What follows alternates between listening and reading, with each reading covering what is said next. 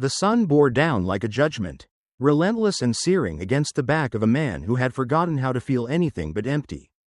Caleb Morrison was 42 years old, and each year of his life weighed on his shoulders as he stood 6 feet deep in the grave he dug for himself. His hands, calloused and raw, clung to a worn shovel. Sweat mixed with the dirt smeared across his face. The pit he stood in wasn't just a hole in the ground, it was his surrender. Carved with silent pain and buried beneath years of loss. The land around him stretched like a forgotten memory, dry, barren, and as hollow as he felt inside. This ranch, once alive with laughter and warmth, now echoed only with ghosts. His wife, his 2 children, all gone 3 years ago to fever. The house stood weathered and broken behind him, not unlike the man who had stopped living long before he picked up the shovel. No ceremony was planned, no name was carved into stone. Just a crude wooden cross and a single inscription he had etched with the same shaking hands that now clung to the last act he would ever do. Here lies a man who gave up. There was no shame left in him. No hope either, just fatigue, deep in the bones, and an unbearable ache behind the silence in his chest. As Caleb raised the shovel again, more out of routine than resolve, a shadow passed over the lip of the grave. Then another, and another. He blinked up into the sun, expecting maybe a vulture or a trick of heat.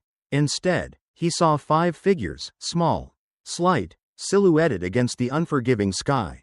Children. For a moment, his heart stopped, confused. In 3 years of isolation, he hadn't seen another soul. The closest town was 15 miles through a stretch of desert that swallowed men whole. Yet here they were, 5 girls. Their dresses torn, hair tangled, faces pinched by hunger and exhaustion. The oldest one couldn't have been more than 14. The smallest clung to a rag doll so broken its head dangled by threads. Caleb stared, and the shovel froze mid-air. The girl stepped forward. Her voice, though thin and tired, was steadier than any child's voice had a right to be. "Mister," she said, "we need your help." Her words didn't register at first. They couldn't. Help? From him? A man who'd spent 3 years trying to forget how to be human. "How the hell did you get here?" he growled, the words slipping out before he could stop them. The girl flinched slightly but didn't back down. "We walked," she replied. 2 days. Through the desert. 2 days. Caleb looked them over more closely, the dried blood on the eldest's sleeve. The bruises on the little one's arm. The dirt caked on all of them. They didn't look like children lost. They looked like children running. He felt it then, a crack inside his chest. Faint but undeniable. The part of him he'd buried with his family stirred. Just enough to whisper a question he didn't want to ask. "Why?" "Because they'll kill us if we go back," the girl said quietly. Caleb's breath caught. The kind of fear in her voice wasn't imagined. It was lived. It was earned. The kind of fear that came from surviving something unspeakable. And just like that, his grave became something else. It wasn't a place to end his life anymore. It was the beginning of a choice. He looked at the children. Filthy, hurt, alone. And he saw his own children's faces in their shadows. He clenched the shovel harder. "You can't stay here," he said, voice rough. "This is private land. I'm busy." The girl didn't argue. She only looked at the grave. Then back at him. She didn't ask questions. The girl said, nodding toward the youngest. She just kept walking. Caleb didn't know what to say. No one had needed him in years. And now, 5 children had appeared at his grave, his intended end, asking for something he thought he no longer possessed. Compassion. That was when he noticed it, a dust cloud on the horizon. "Riders. Coming fast." The girl turned pale. "They found us," she whispered. Caleb looked at her, really looked, at the fear she tried to hide, at the courage that held her upright. And something shifted inside him. He should have died that day. He'd intended to, but instead, he was standing face to face with 5 little reasons not to. The grave would wait. Blank. Blank. The silence stretched between Caleb and the girls like a drawn wire. Brittle and ready to snap. Dust from the approaching riders hung low on the horizon, curling like smoke in the burning sky. Caleb's heart pounded, not from fear for himself. He'd long since made peace with death, but from a growing dread for the 5 fragile souls standing at the edge of his grave. These girls didn't belong here. and certainly not under the threat that seemed to be chasing them. Still, they hadn't cried, hadn't begged. Instead, they looked to him with a kind of desperate expectation that pierced his resolve like a thorn under skin. They had no one else. Somehow, they had chosen him. He didn't ask them to sit down or come inside. That would mean accepting responsibility. And he wasn't sure he could do that, not yet. Instead, he scanned their faces again, trying to make sense of it all. Their clothes were ragged, but not from poverty alone. Their injuries, scratches, bruises, and torn fabric told a story of flight, of narrow escapes and long, terrified hours. The eldest, still standing closest, broke the silence. "We were at the orphanage," she said, her voice steady but far too old for her age. "Thornton Children's Home." Caleb flinched. The name rang a faint bell, nothing specific. Just whispers he'd ignored in saloons and supply stores. Bad whispers. The kind that made men drink faster and speak quieter. "I heard of it," he said finally. "They're not looking for us because we ran away," she said. "They're looking for us because we saw something." That made Caleb's stomach knot. "What did you see?" he asked. The girl didn't answer immediately. She turned to look at her sisters, each one clinging to the other. Hollow-eyed, bruised, and much too quiet for children. The youngest, a little girl named Alice, looked up at him with enormous eyes and whispered, "We saw a lady get hurt." "Hurt how?" Caleb asked gently. Emma's jaw tightened. "Killed," she said. "We saw her get killed." The word dropped into the space like a stone in water. Caleb's breath left him. The desert heat faded from his awareness, replaced by a cold understanding that crept into his bones. "You're sure?" he asked, already knowing the answer. Alice clutched her broken doll tighter, burying her face in its fraying body. Emma nodded. "She came to the home asking questions." Emma continued. "About kids who disappeared. She said she worked for the government. She had papers. She was going to tell. She never left." Beth added quietly. "They made sure. And they knew we saw it." Emma finished. Caleb stood still, heart thudding. The dust cloud had grown. The riders coming fast. He thought of those children, not just these 5, but all the ones who hadn't escaped. If these girls were witnesses, then they weren't just fugitives. They were threats, and whoever was coming wasn't looking to bring them back safely. "They think if we disappear," Emma said, "everything else disappears too." He saw it all now, their fear, their exhaustion, the way they clung to one another. These weren't just orphans, they were survivors, and they'd carried the unbearable weight of truth through blistering heat and endless miles, hoping someone, anyone, might believe them. "They hurt her," Alice said quietly, her voice shaking. "The lady who came," she screamed. Then she didn't. It took every bit of strength Caleb had to stay still. "What's your name?" he asked Emma. "Emma Thorne," she said, "and those are my sisters. Mary, Beth, Lucy, and Alice." Emma Thorne, not Thornton, but close, too close. He looked toward the riders, now close enough that he could count 4 of them. "All right," Caleb said, "here's what we're going to do." He didn't ask for proof. He didn't need it. The bruises on the girls' bodies were enough. The fear in their eyes was real. The truth was something they shouldn't have had to carry. But they had, for days, through hell, and now it was his burden. Blank. The silence in Caleb Morrison's kitchen was so deep it made the ticking of the old wall clock sound like thunder. He moved slowly, methodically, spooning beans and cornbread onto chipped plates, his hands steady but his heart anything but. The 5 girls sat at his table, too tired to speak, too frightened to relax. Their eyes darted toward the windows with every gust of wind, every creak in the wood. They were children, yet none of them acted like it. Each bore the scars of too many nights spent waiting for footsteps that brought pain, for doors opening when they should have remained shut. They weren't guests in his home. They were survivors in a war that no one had admitted existed. Caleb set the last plate down and sat across from them. The light above flickered, casting long shadows on the walls. Outside, the desert wind picked up, howling against the boards like a ghost.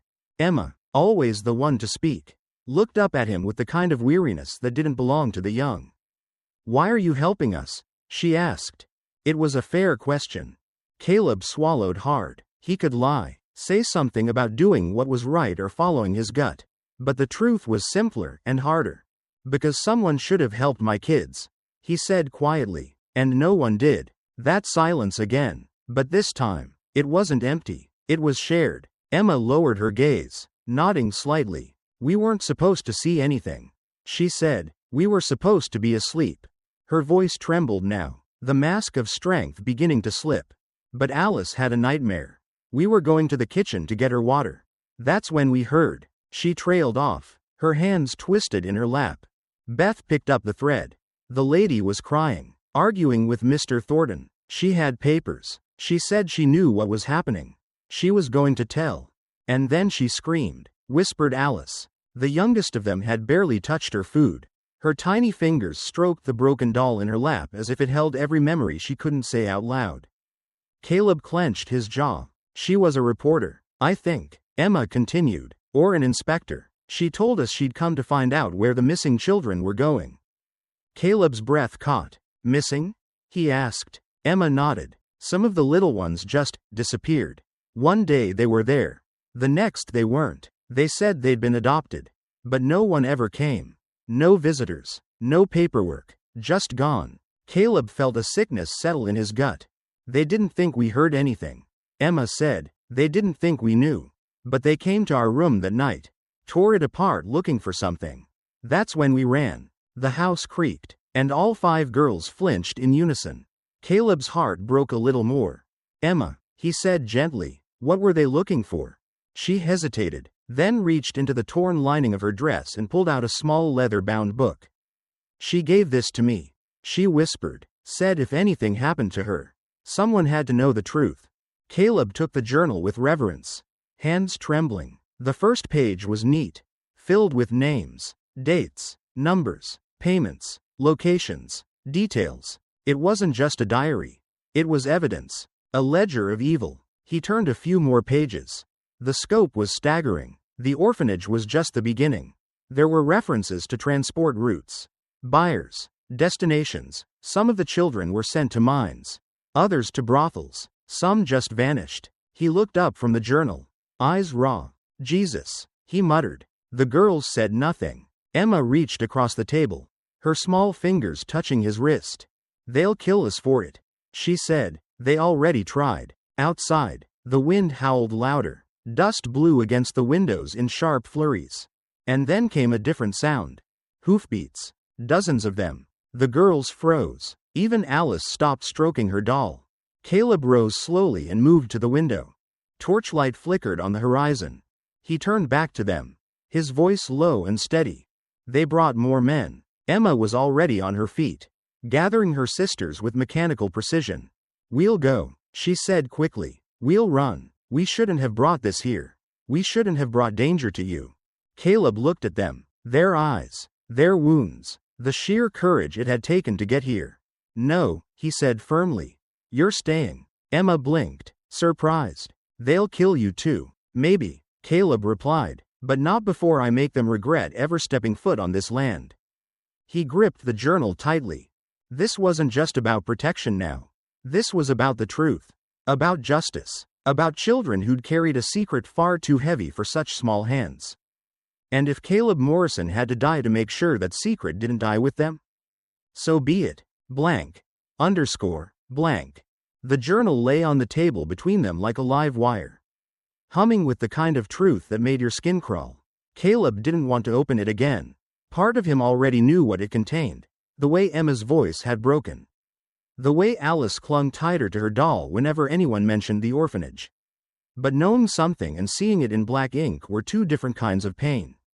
Emma sat next to her sisters, hands clenched in her lap, her face set in a mask of control. It was the kind of face that didn't belong on a girl her age. Too much had already been taken from her. Childhood, safety, trust. Across from her, Caleb turned another page. His eyes skimmed names, numbers, payments, neatly documented trades. Children like livestock, sent to remote mining camps. Adopted, by faceless men who paid in cash. Others simply marked with initials and figures that made his stomach twist. Alice rested her head on Mary's shoulder, eyes heavy from exhaustion. but her small body still tensed with each creak of the floorboards. This was her handwriting? Caleb asked gently, tapping a page near the bottom. Emma nodded. She said she had proof. She said it would be enough to make people listen. Caleb shut the journal, his hands trembling. He couldn't read another word. Not yet. The house felt colder suddenly, though the fire in the stove crackled on. It's not just that they were taking kids, Emma said quietly. It's what they were doing after. Mary, just 8, flinched and reached for Lucy's hand. Caleb leaned forward, elbows on the table, the lines on his face deepening. What exactly did you see? The words seemed to hurt her. She swallowed, eyes wet but defiant. There was a woman, Emma said. She came to the orphanage asking questions. She said she worked with the territorial governor's office. She wasn't supposed to be there. She told us she was going to write everything down and deliver it herself. That night, her voice faltered. She screamed. Beth said softly, "We heard her in the basement. Then we didn't hear anything at all." Alice stirred in her seat. She sounded like Mommy used to sound when she was scared. She whispered. That one sentence nearly crushed Caleb's heart. He had to close his eyes for a moment. "She died trying to save us," Emma said, her voice barely audible. "She gave me the journal before they caught her." "You didn't tell anyone at first?" Caleb asked. "We couldn't. The sheriff, the judge, the people who were supposed to help, they're part of it," Emma replied. "They're all on Mr. Thornton's payroll. She told us that, too." The name hit like a hammer each time it was spoken. Silas Thornton, wealthy, powerful, untouchable, until now. Caleb rose and began to pace. His hand moved to the pistol on his hip as if it were reflex. He'd faced war, watched good men fall to senseless violence. But this was different. This was evil not born of desperation or chaos. This was structured, calculated, and buried beneath wealth and law. "They won't stop," he said aloud. "Not until they have that journal. Not until you're all gone." Emma nodded. "That's why we ran. We thought if we could just make it far enough, someone would believe us." Caleb's throat tightened. "You were right," he said. The sound of hooves approached again, distant but growing louder. Urgent. The girls froze. The wind outside kicked up sand and the scent of gunpowder. Emma was already on her feet. "They're coming again." Caleb rushed to the front window. He could see torchlight bobbing in the darkness, like fireflies swarming with menace. More riders. More danger. This wasn't law enforcement. This wasn't justice. This was a hunt. "They're going to burn this place down," he muttered. Emma's arms went around her sister's, her body tense. "We shouldn't have come here. We've brought this to you." But Caleb turned, jaw set. "You brought truth," he said. "You brought something no one else had the courage to carry." He reached for the journal and tucked it into his vest. "If they want it, they'll have to kill me to get it. Blank. Underscore. Blank." The fire caught quickly. Too quickly. A torch hurled by one of the riders smashed against the roof, sending sparks spiraling into the dry wood like embers seeking vengeance. Flames licked upward, greedy and fast, and within moments the house groaned like a wounded animal. Caleb didn't flinch. He didn't have time to. "Fire on the roof," he shouted over his shoulder, turning from the window to see the girls frozen in the hallway, eyes wide with panic. Smoke already crawled along the ceiling like a warning. He grabbed the rifle by the door and kicked out the front window, glass exploding outward with a crash. Outside, the world had become a battlefield. Figures moved in the dark, torches, rifles, the calculated violence of men used to blood. Caleb took aim at the nearest and fired. The man dropped from his horse with a grunt, and the sudden noise of a gunshot shattered the desert's stillness like a cracked mirror. Gunfire erupted in return, slamming into the house in a deafening hailstorm. Bullets chewed through wooden walls. Glass shattered. Dust and splinters flew in every direction. Caleb ducked low, heart pounding, counting shots, tracking flashes. He was no stranger to death, but he had never feared it like this. Because this time, 5 lives hid behind him. In the back room, the girls huddled together in the smoke. Their coughs pierced through the crackling wood and Caleb's own adrenaline. He rolled to the next window, took aim again, and dropped another rider. But the fire was spreading, faster now. The roof groaned, sagging with each passing second. "They're going to suffocate," Emma's voice cried from the hallway. Caleb's mind raced. They couldn't stay inside, but going out meant walking into gunfire. Unless. He grabbed a nearby lantern and threw it against the front wall. Dousing it with oil, flames roared to life, lighting up the yard like daylight. He wanted them to see. Wanted to draw every eye. Every gun. Then he kicked open the front door. "Here I am," he roared into the night, voice full of smoke and fury. "Come and get me." Gunfire exploded in response, ripping into the porch as Caleb dove for cover behind the old water trough. Splinters flew. A bullet grazed his shoulder, tearing through his shirt and into skin. Another slammed into the wood beside his head. Still, he held his ground. Behind him, he heard Emma screaming instructions. Heard the girls moving, scrambling. They had to be escaping, had to be. Then the screaming changed. Alice. It was Alice. Her voice ripped through the chaos, raw, terrified. Caleb's stomach turned to ice. "They've got them," someone shouted.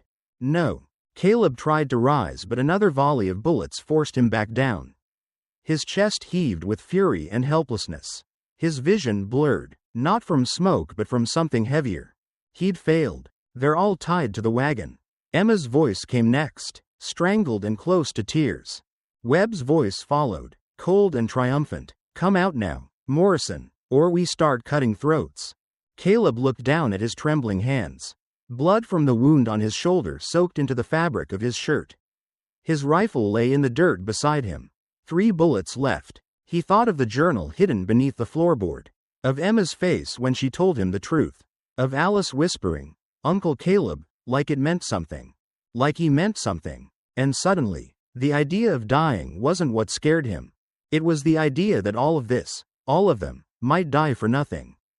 He grabbed his rifle, staggered toward the house, and made his way to the back bedroom. Smoke poured through the gaps, choking every breath. The floor beneath his boots felt soft, like the house itself was beginning to collapse.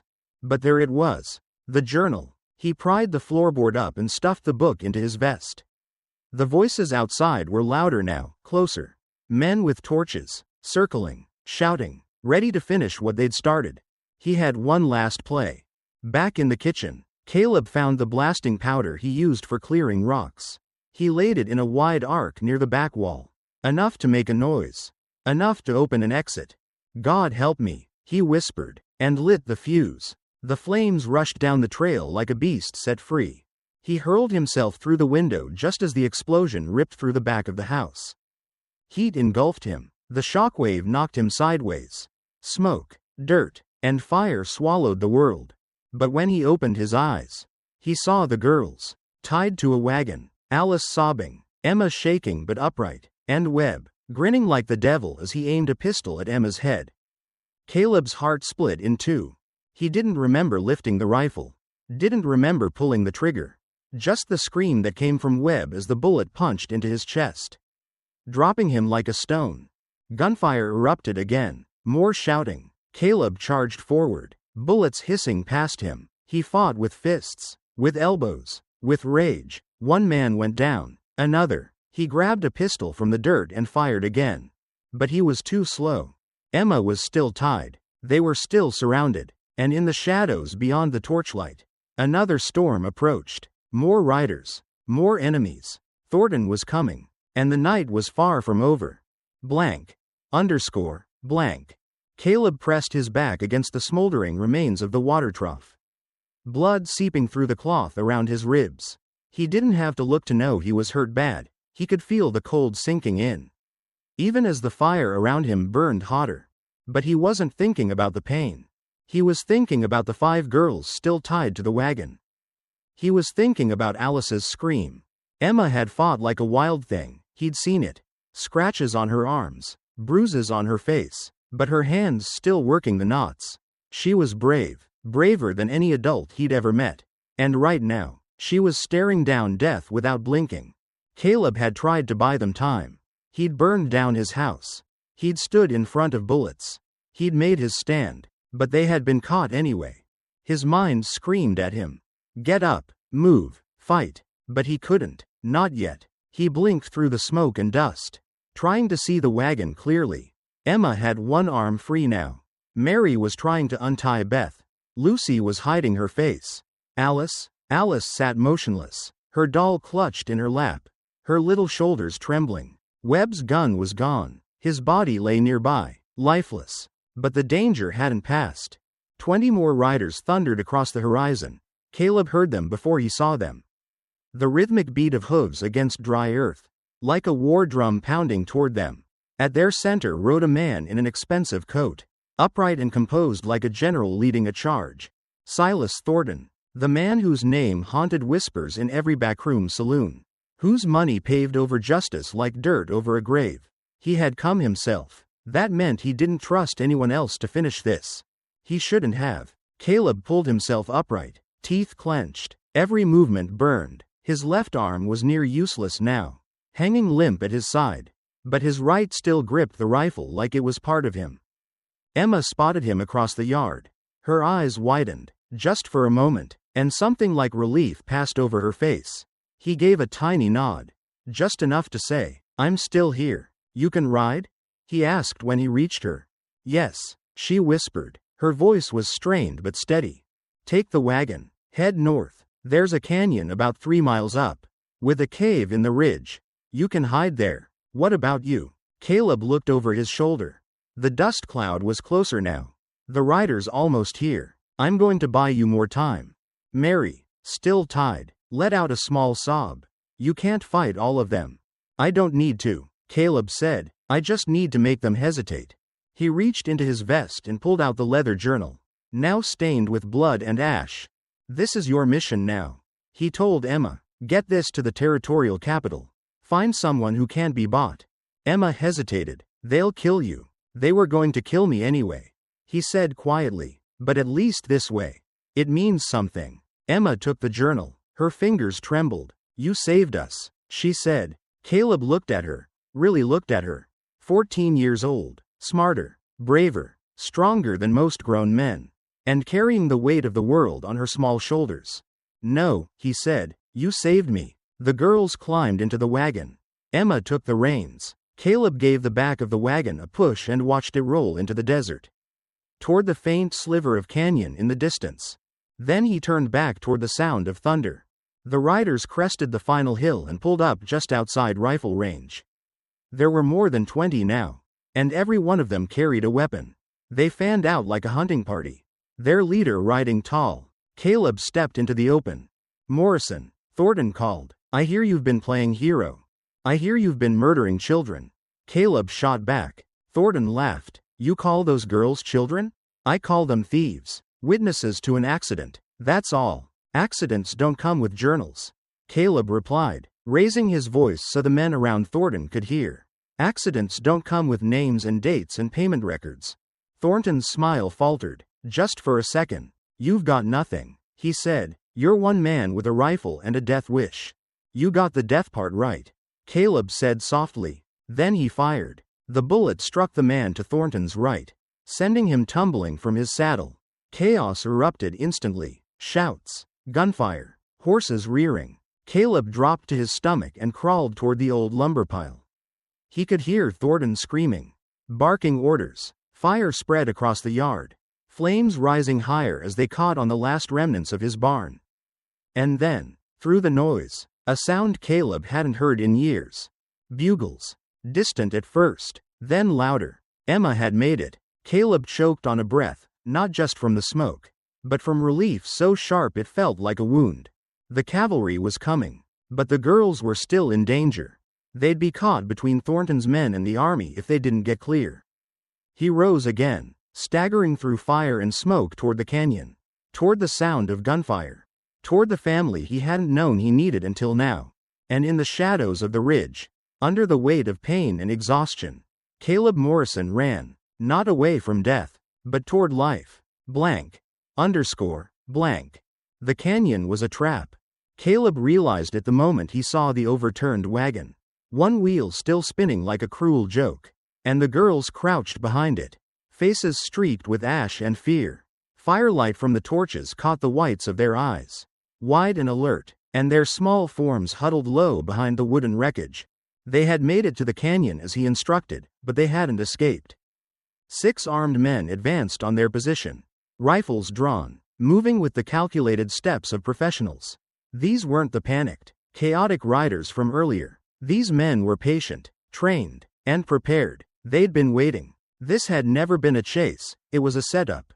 Emma knelt behind the wagon, clutching a rifle almost as long as her arm, firing careful, deliberate shots. Her mouth moved with commands, steadying her sisters, instructing them where to hide, how to stay low. She didn't act like a child. She moved like someone who had known war far too early. Caleb wanted to scream, to rage, to call out and distract the attackers. Anything to pull their fire. But the canyon betrayed him too. Gunfire from above, more of Thornton's men, spilling over the rim of the canyon like floodwater. They hadn't just chased him. They'd followed, surrounded them. A bullet tore through Caleb's leg, spinning him to the ground behind a dry patch of brush. Pain exploded through his thigh, but he gritted his teeth and crawled forward, dragging himself over the rocky ground. He could hear Emma still fighting. Her voice cracked, barking orders. Mary, stay down. Beth, take Lucy behind the boulder. Gunfire, screaming. Then, Alice. Her voice, high, frantic. Uncle Caleb. She was running toward him. 6 years old, a broken doll clutched to her chest, tears streaming down her soot-streaked cheeks, her feet kicking up dust as bullets whizzed past. Uncle Caleb. And suddenly, he wasn't in a canyon. He was in a memory. His own daughter, once that small, had run to him after a thunderstorm. Terrified, arms outstretched, he had picked her up and promised she'd always be safe. He'd failed her. The fever took her before he could even say goodbye. But this time, he wouldn't fail. He didn't think, didn't hesitate. He rose, full weight on a shattered leg, and threw himself forward. A rifle barked. The bullet meant for Alice hit him square in the chest. The impact knocked him sideways. But he kept moving. He reached her just in time, scooping her up and rolling behind a boulder, his body a shield. She was crying. Uncle Caleb, I've got you, little one, he whispered, every breath a razor blade. You're safe. But the pain was spreading. His vision blurred. He could feel the blood now, warm and steady against his ribs. Around them, chaos reigned. Emma was pinned behind the wagon. Only a handful of bullets left. Mary and Beth were hiding, shielding Lucy. Gunmen were closing in, and still more poured down the canyon path. This was it. They wouldn't last another 5 minutes. Then, a sound split the air. Not a bullet, not a scream, but the unmistakable call of a bugle. The cavalry. Caleb's heart lurched. He couldn't see them yet, but he knew that sound. He remembered it from battles long ago, distant and hopeful, like salvation on horseback. Emma shouted, I can see them. The soldiers, they're coming. Thornton's voice bellowed from the canyon rim. Wild and desperate. Kill them all. Leave no witnesses. But already, his men were wavering. The thunder of hooves in the distance, U.S. Army bluecoats, sabers glinting, bugles sounding, was a kind of justice Thornton couldn't bribe or buy. One by one, the hired killers began to retreat. Some dropped their weapons and ran. Others melted into the shadows, unwilling to die for a paycheck. Only a few remained. Thornton stood at the canyon rim, his suit now dusty, face contorted in rage. He raised a rifle and aimed, straight at Emma. Caleb saw it, and he still had one weapon. The Derringer, Webb's gun, still loaded, still ready. He raised it with a hand shaking from blood loss. His vision narrowed to a tunnel. Just Thornton, just this final shot. But then, Alice's voice. Uncle Caleb, are we going to be okay? Her small hands clutched his arm, her eyes wide and trusting. Despite everything. And that changed it all. This wasn't about vengeance. It wasn't about blood. It was about a child who needed to believe the world could still be good. So instead of aiming at Thornton, Caleb shifted his hand and fired at the canyon wall above the gunman. The shot triggered a rockslide, small, but loud, enough to scatter the last of Thornton's soldiers. Enough for Emma to grab the journal and run toward him. The cavalry is coming, she yelled. I see them. They're almost here. Thornton roared from the rim. Kill them all. But it was too late. The soldiers rode in like thunder on steel, led by Captain Hayes. Their rifles boomed. Thornton's men dropped their weapons, surrendered, fled. Only Thornton remained. He grabbed a fallen gun and aimed again. But Caleb was faster. His final shot hit Thornton in the chest. The man stumbled, fell. The devil, finally broken. Captain Hayes dismounted, eyes wide as he took in the scene. Children. Blood. A dying rancher holding a child to his chest like she was the world. What happened here? Hayes asked. Emma stepped forward. Her hands shook, but her voice was strong. We have proof, she said, offering the journal. And as Hayes flipped through its pages, his face went pale. Sweet Lord, he breathed. This changes everything. Caleb's eyes fluttered. Alice was still in his arms. She looked up at him. Uncle Caleb, are you going to die? He smiled through the pain. No, little one, he whispered, not today. And for the first time in 3 years. Caleb Morrison meant it. Blank. Blank. 6 months had passed since the fire. The land had begun to heal. So had the house. Caleb Morrison stood on the porch of his newly rebuilt ranch, a cup of coffee in hand, his shoulder wrapped in faded bandages beneath his shirt. The air was cooler now, the sting of summer softened by early autumn's gentle hand. He breathed it in and let his eyes fall on the 5 small figures playing in the yard. Children. His children now, not by blood, but by something deeper. Mary and Beth chased each other near the corral, their laughter light, clear, fragile at first, like glass, but slowly hardening into something real. Their smiles came easier now. Caleb still caught flickers of fear in their eyes when shadows moved too quickly or when thunder rolled. But they were learning to trust joy again. Lucy knelt in the grass near the fence, focused on a ring of small stones she was arranging like a flower. Her soft hum reached Caleb's ears, tuneless, sweet, pure, a melody of healing. And Alice. She sat beneath the old tree, hugging her carefully mended doll. The stitches Caleb had sewn by lantern light still held its head upright. The loose stuffing tucked gently back inside. The doll, once broken, now mirrored its owner, scarred, but whole. Emma stood by the fence post, a book tucked under her arm, eyes scanning the horizon out of habit. She had grown taller somehow, more sure in her posture. Not a child anymore, but not yet a woman. Somewhere in between, braver than most in either world. Caleb watched her, watched all of them, and something in his chest ached, not from pain, but from a kind of wonder. He hadn't expected to live past that night, but somehow, he had. After the battle, after the cavalry came and justice began its slow, grinding turn, Caleb had been taken to the town infirmary. He'd hovered on the edge of death for days, fevered and drifting, with Alice's voice echoing in his dreams. Uncle Caleb, are you going to die? He hadn't. He'd woken to find the girls sleeping on chairs beside his bed, their heads resting on one another, Emma holding the journal like it was the only thing that mattered. When he'd opened his eyes, she had whispered, "We're safe." And they had been. The children's home was gone, shuttered, its name scraped off the front gate and its overseers arrested or vanished. The journal had made its way to the territorial capital, where a reporter with a conscience and protection had published everything. Thornton's name was now synonymous with evil. Caleb's name had become something else. Hero. He didn't believe in that word. He still flinched when strangers called him that. He'd only done what needed to be done, what any man should do when faced with innocent lives in danger. But deep down, he knew he had been saved, too. This ranch had once been a graveyard of memories, a place of ghosts and silence and grief too heavy to carry. Now, it was filled with footsteps, laughter, the occasional sibling argument, and the quiet rustle of pages turning late into the night. Caleb hadn't just rebuilt a house. He had built a home.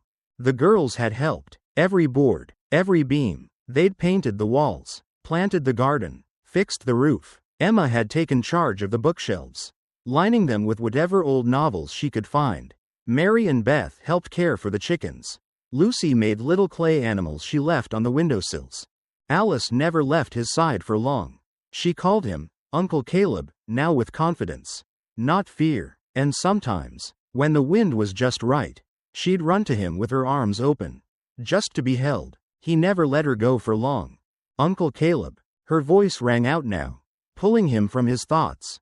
She raced toward him, her doll in one hand, the other waving wildly. He stepped off the porch, careful of his leg, and crouched just in time to catch her.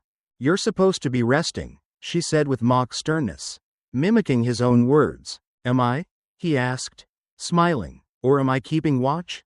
"For what?" "For trouble," he said, glancing at the horizon. Alice looked too, eyes wide. "Is trouble coming?" "Not today," he said softly, brushing her hair from her face.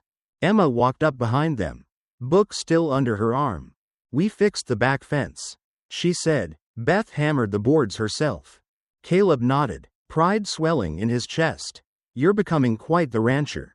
Emma smiled. "Just a little. We were thinking, maybe we could take in more kids. Ones like us." Caleb paused. More kids. More broken lives in need of healing. He looked at the yard. The girls. The life they'd made. And he nodded. "Yeah," he said, "I think we could do that." The sun was setting behind the hills, casting long golden rays across the land. It painted the ranch in warmth and shadow. But this time, the shadows didn't scare him. They were just part of the light now. And as Caleb sat down beside the tree with Alice curled against his chest and Emma watching the horizon, he realized something he'd never thought possible. He wasn't just surviving. He was living. Not because he was a hero, but because 5 little girls had looked at a broken man digging his own grave, and given him a reason to stop.